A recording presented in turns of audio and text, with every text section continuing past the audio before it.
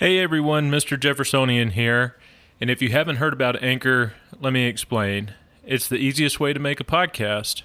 First off, it's free, and who doesn't like that? There are creation tools that allow you to record and edit your podcast right from your phone or computer, and Anchor will distribute your podcast for you so it can be heard on Spotify, Apple Podcast, and many more. You can make money from your podcast with no minimum listenership. It's everything you need to make a podcast all in one place. So the call to action is download the free Anchor app or go to anchor.fm to get started.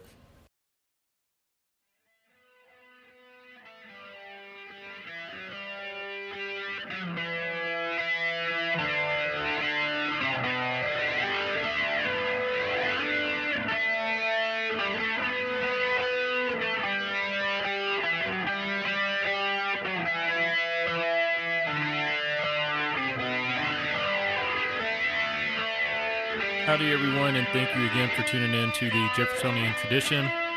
As I mentioned on MeWe, I'm going to be out of town for a few days, so this will be the last episode until Tuesday or Wednesday of next week, most likely. I did truly want to pre-record some episodes for y'all to cover my absence, but I was not able to work out a suitable arrangement for the guests that I wanted to interview for the episodes. So I'm still working on getting that interview. I just wasn't able to make it work within the given time frame. But that said, next week's episodes are most likely going to be a Jeffersonian Mount Rushmore episode, and then I want to do a deep dive on the man, the myth, and the legend Spencer Rowan. And for those of you who expressed interest in healthcare episodes, please know I am diligently working on those, and I want to have those out by early September. And also, I hope everyone was able to listen to episode 24, which was my interview of Don Huffines. I beg y'all again to please share that episode like wildfire, and if you haven't listened to it yet, please by all means turn this one off and go listen to that one. It's a more pertinent issue in my opinion, so if you haven't listened to it, go listen to it. If you have listened to it, then please share it.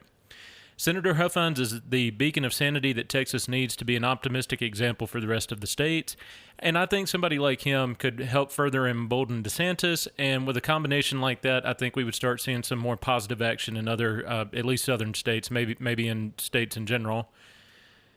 And one final point for transparency's sake, I am going to be starting back to school over this weekend. Official start date's actually on Monday, but the school I go to, they usually make the assignments available a couple of days in advance. So I'm going to be starting back to school, but that should not impact the show too much. I plan on keeping an emphasis on producing at least 2 to 3 episodes per week as usual.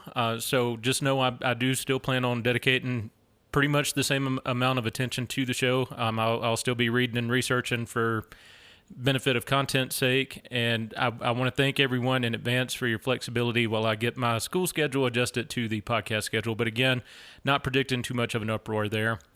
And all right, with the fun stuff out of the way, let's go ahead and move forward with our topic for today's episode. And today we're going to read one of the Brutus essays. Brutus was the pseudonym that was used allegedly by Chief Justice Robert Yates, or New York Chief Justice Robert Yates.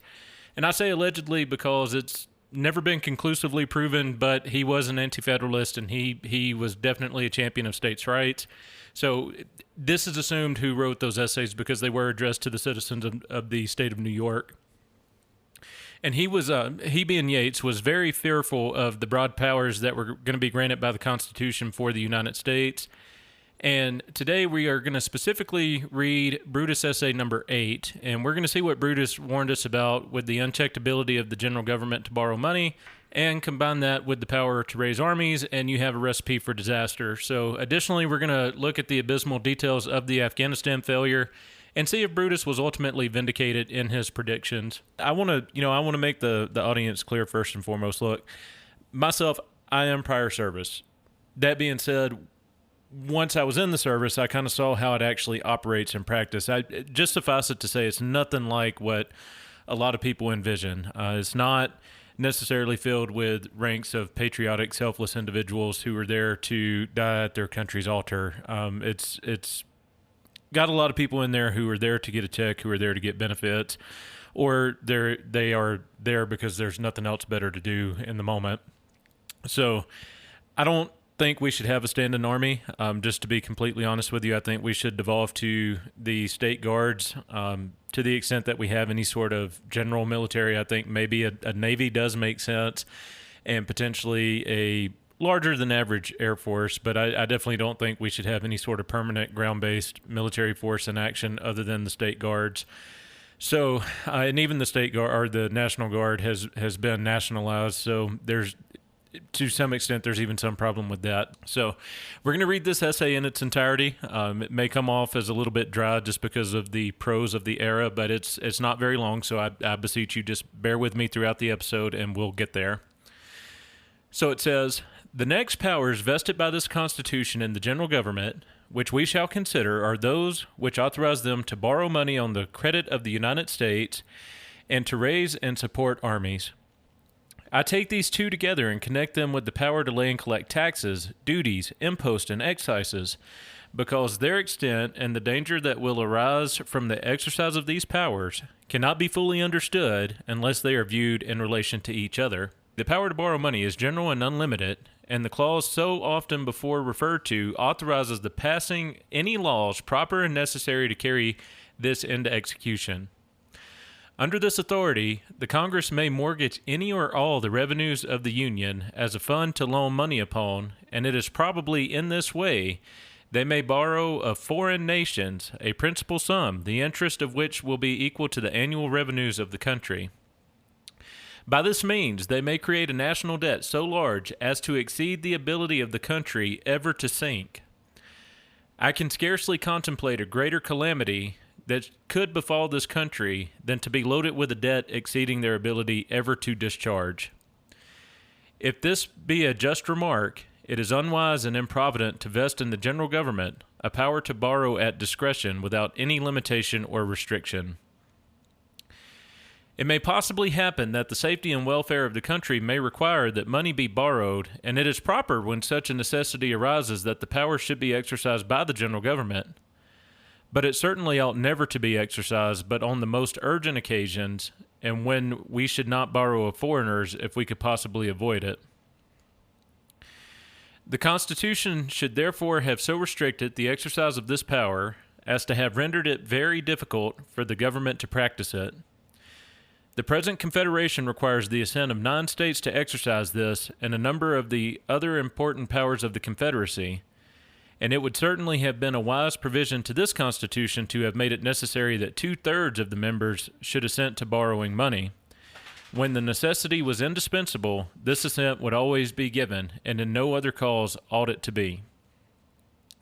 The power to raise armies is indefinite and unlimited, and authorizes the raising forces as well in peace as in war. Whether the clause which empowers the Congress to pass all laws which are proper and necessary to carry this into execution will not authorize them to impress men for the army is a question well worthy consideration. If the general legislature deem it for the general welfare to raise a body of troops, and they cannot be procured by voluntary enlistments, it seems evident, and that it will be proper and necessary to effect it, that men be impressed from the militia to make up the deficiency. These powers taken in connection amount to this, that the general government have unlimited authority and control over all the wealth and all the force of the Union.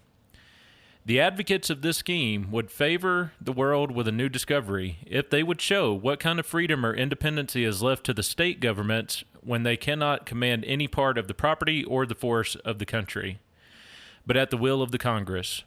It seems to me as absurd as it would be to say that I was free and independent when I had conveyed all my property to another and was tenant to will to him, and had beside given an indenture of myself to serve him during life. The power to keep up standing armies in time of peace has been justly objected to this system as dangerous and improvident.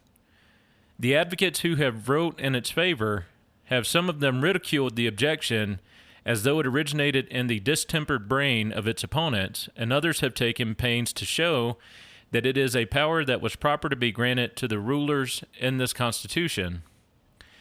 That you may be enabled to form a just opinion on this subject, I shall first make some remarks tending to prove that this power ought to be restricted, and then animadvertent on the arguments which have been adduced to justify it. I take it for granted as an axiom in politics that the people should never authorize their rulers to do anything which, if done, would operate to their injury. It seems equally clear that in a case where a power, if given and exercised, will generally produce evil to the community and seldom good, and which experience has proved has most frequently been exercised to the great injury and very often to the total destruction of the government, in such a case I say this power, if given at all, should if possible be so restricted as to prevent the ill effect of its operation. Let us then inquire whether standing armies in time of peace would be ever beneficial to our country, or if in some extraordinary cases they might be necessary, whether it is not true that they have generally proved a scourge to a country and destructive of their liberty. I shall not take up much of your time in proving a point in which the friends of liberty in all countries have so universally agreed. The following extract from Mr. Pulteney's speech, delivered in the House of Commons of Great Britain on a motion for reducing the army, is so full to the point, and so much better than anything I can say, that I shall be excused for inserting it. He says, quote, I have always been, and always shall be, against a standing army of any kind. To me it is a terrible thing, whether under that of parliamentary or any other designation. A standing army is still a standing army by whatever name it is called. They are a body of men distinct from the body of the people. They are governed by different laws and blind obedience, and an entire submission to the orders of their commanding officer is their only principle. The nations around us, sir, are already enslaved and have been enslaved by those very means. By means of their standing armies, they have every one lost their liberties. It is indeed impossible that the liberties of the people in any country can be preserved where a numerous standing army is kept up. Shall we then take our measures from the example of our neighbors? No, sir. On the contrary, from their misfortunes, we ought to learn to avoid those rocks upon which they have split. It signifies nothing to tell me that our army is commanded by such gentlemen as cannot be supposed to join in any measures for enslaving their country. It may be so. I have a very good opinion of many gentlemen now in the army. I believe they would not join in any such measures, but their lives are uncertain, nor can we be sure how long they will be kept in command. They may all be dismissed in a moment, and proper tools of power put in their room. Besides, sir, we know the passions of men. We know how dangerous it is to trust the best of men with too much power. Where was a braver army than that under Julius Caesar? Where was there ever an army that had served their country more faithfully? The army was commanded generally by the best citizens of Rome, by men of great fortune and figure in their country, yet that army enslaved their country. The affections of the soldiers towards their country, the honor and integrity of the under-officers, are not to be depended on. By the military law, the administration of justice is so quick, and the punishment so severe, that neither the officer nor soldier dare dispute the orders of his supreme commander. He must not consult his own inclination. If an officer were commanded to pull his own father out of his house, he must do it. He dares not disobey. Immediate death would be the sure consequence of the least grumbling, and if an officer were sent into the court of request, accompanied by a body of musketeers with screwed bayonets, and with orders to tell us what we ought to do and how we were to vote, I know what would be the duty of his house. I know it would be our duty to order the officer to be hanged at the door of the lobby, but I doubt, sir, I doubt much if a spirit could be found in the House or in any House of Commons that will ever be in England. Sir, I talk not of imaginary things. I talk of what has happened to an English House of Commons, from an English army, not only from an English army, but an army that was raised by that very House of Commons, an army that was paid by them, and an army that was commanded by generals appointed by them. Therefore, do not let us vainly imagine that an army, raised and maintained by authority of Parliament, will always be so submissive to them. If an army be so numerous as to have it in their power to overawe the Parliament, they will be submissive as long as the Parliament does nothing to disoblige their favorite general. But when that case happens, I am afraid that in place of the Parliament's dismissing the army will dismiss the Parliament. If this great man's reasoning be just, it follows that keeping up a standing army would be in the highest degree dangerous to the liberty and happiness of the community, and if so, the general government ought not to have authority to do it, for no government should be empowered to do that which, if done, would tend to destroy public liberty. end quote. And that's actually the end of the essay as well. So that's a powerful argument against standing militaries. And let's see if Brutus has been proven right. So we'll start with the public debt. With the public debt. Was Brutus proven right about the public debt becoming a public curse? Well, let's take a little trip through the last 20 years of U.S. history. So the U.S. national debt in 2001 was $5.8 trillion. In 2005, it was $7.9 trillion. 2010, $13.6 trillion. 2015, $18.2 trillion. And for the end of fiscal year 2020, $27.7 trillion. So unequivocally, yes, Brutus was absolutely right about the Congress abusing the power of the purse to run up a debt that could never be retired. In 2020, the general government paid $378 billion in interest charges alone on the debt. And who owns that U.S. debt?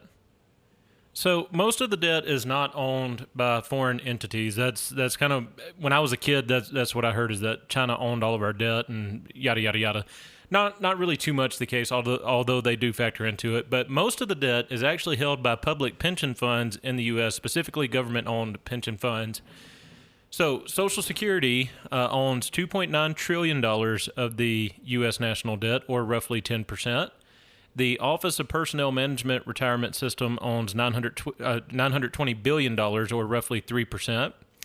The Military Retirement Fund owns $916 billion, or roughly 3%. Medicare has $230 billion, which is approximately 1%. And again, we do have foreign creditors that hold relatively large portions of the national debt. So namely Japan, they own $1.3 trillion worth of the U.S.'s debt, and that is roughly 4.7%. And then you got China, $1.1 trillion worth, and that's approximately 4%. So even though the foreign entities don't own a huge portion, that between the two of them, that's about 8 or 9%. So what happens if Japan and China ever decide to stop allowing the U.S. to be a beggar nation and start cashing in on their bonds? Well, we could see a currency collapse, but honestly, that may not be the worst thing that could happen, because it may actually force people to wake up to what's going on again, and it may force us to return to some sort of fiscal sanity when it comes to the annual budget. And when was the last time the U.S. debt actually shrank? That answer is fiscal year 1956 to 1957. So since then, we've had 63 years of incessant growth, and every year, the servicing or the interest on the debt climbs higher and higher and higher. And Brutus told us it would run up so much that it could never be paid off. And that is the God's honest truth that we face at this point. And along these same lines, let's look at the growth in military spending over that same time frame. So we're going to look at 2001 again to 2020, broken down into roughly 5-year intervals. So in 2001, the U.S. military budget was $331.8 billion. In 2005, it was $533.2 billion. 2010, it was $738 billion. 2015, it was $633.8 billion. And then in 2020, it was $778 billion. So for a 4-year stretch, actually, it's while I was in the Army, I was in from 2011 through 2015, you had what was called sequestration, right? So all I heard from people in positions of so-called leadership, such as NCOs, was how bad it was to be in Obama's army and how no one cared about the military anymore. There were people who were getting out right and left, and at that point, even people who had been in for like 12 years plus or 10 years plus, and they were getting out because they couldn't get re-enlistment bonuses, or they couldn't get favorable assignments, so on and so forth, or they were offered early retirement options in some cases. And I got out when my contract was up in 2015, and military spending had, again, declined every year that I was in. But since I got out, it's gone up every year since. And guess what? From what I hear, the retention rates have improved dramatically. Draw your own conclusions from that. But it does go to show, again, the military, not every single individual is there for selfless reasons. And when we had a prolonged period of contraction in the military budget, correspondingly, you saw people jumping ship right and left. So how does all of this relate to that debacle in Afghanistan that we've seen over the past week? And again, was Brutus vindicated over his fears of a standing army? So over this 20-year stretch, the general government spent more than $2.2 trillion on the war effort. To contextualize that, it means that they were spending over $300 million per day. Per day. There are an estimated 2,448 American soldiers that were killed in this forever war. There were roughly 3,846 U.S. contractors that have been killed. And then over 100,000 combined military and civilian deaths for Afghani nationals. The dollar amount, that has been committed to pay for health care, disability, burial costs, and other expenses for roughly 4 million U.S. veterans from the Afghanistan and Iraq wars, $2 trillion. That's only the upfront cost, because we don't pay for this in an honest manner anymore. No. We run up a credit card and pass it off to the next generation. So the estimated cost, full cost with interest by 2050, over $6.5 trillion. And again, that means this burden has been shifted to people who aren't even born yet by one of the most selfish and destructive generations in American history. It is utterly sickening to think that my grandkids and potentially great-grandkids will be paying off the horrible mistakes of the boomers in perpetrating this war. And if you're listening and you fall in the boomer category, understand, I realize not every single boomer was like this. Obviously, I get that. But the ones who are in political power have been a disaster by and large. You got a few exceptions out there, Ron Paul, and maybe a handful of others. But unfortunately, you had a lot of Joe Biden beltway types, the Bushes, Obama. I don't think Obama's a boomer, but you get the point. I get it. It's not every single boomer who fell into this. But for the ones in power, this is what the result was, and it is disgusting. Now, since September 11th, civil liberties have been trampled with acts like the Patriot Act. The police have become an unofficial extension of the military, especially after January 6th. Obama droned indiscriminately, killing untold numbers of people, including at least one American citizen. Donald Trump was complicit in carrying on the genocide in Yemen. And Biden has been hopelessly incompetent on everything, but hopefully this is the true end of the forever war. I'm skeptical. But hopefully this will be the end. I mean, it was almost an identical occurrence like what we saw with the end of the Vietnam War. And then there's some speculation that now that the foreign wars have drawn to a close, that maybe it's time we turn this machine internal and root out, quote, domestic terrorists, unquote, who would dare to stand up for individual rights.